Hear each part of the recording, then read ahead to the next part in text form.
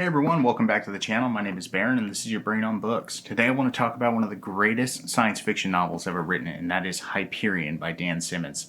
Since we're doing sci-fi today, I figured I'd wear my Media Death Cult approved attire, so shout out to Moid for not just the great content, but also the fantastic fashion advice.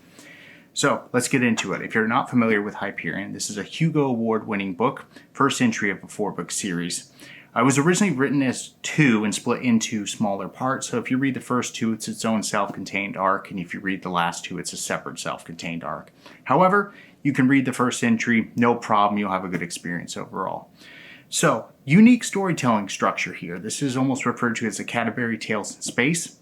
It is a collection of short stories with one overarching narrative that goes along with it.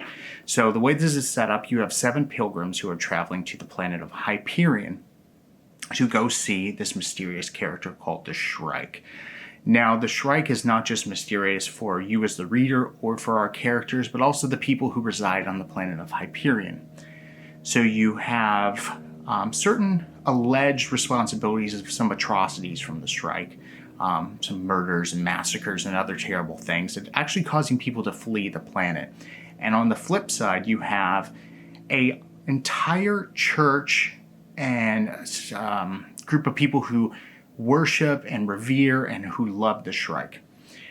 So through the whole concept of the Shrike and the church and everything else, there's a ton of underlining allegory and religious biblical references wrapped up into this story. And continuing on with references, there's also a massive amount of literary references and poetry sprinkled out through this entire book. The main one that's always mentioned is there's a lot of references to John Keats in here, but you'll find plenty others as you travel along with your characters here. So, each of our 7 characters has a rich past with both the Shrike and the planet of Hyperion. They've all agreed to tell their story. Now, each one of these stories is drastically different, not just because we're dealing with different characters, but they're different in flavor and in tone and in genre. So you have one that's horror, you have hard science fiction, you have paranormal romance, you have a detective story, you have fantasy. There's really something in here for everyone. So if you're not really connecting with a single story, there is going to be one that you will, and it's going to be a 10 out of 10. The consistency of high quality through each one of these short stories from Dan Simmons is truly remarkable. If you're not familiar with Dan Simmons as a writer outside of Hyperion, he's a very accomplished horror novelist, and he's also dabbled in fantasy a little bit too, and he's really able to flex his muscle here and show everyone what he's capable of. So, another thing to note is these stories are hard-hitting emotionally. There's a shared consensus, between pretty much anyone that's read this book, that just how impactful some of these are. There's one in particular in here that had me shedding ugly man tears like nobody's business. I will never be able to forget it. And that seems to be kind of a shared experience.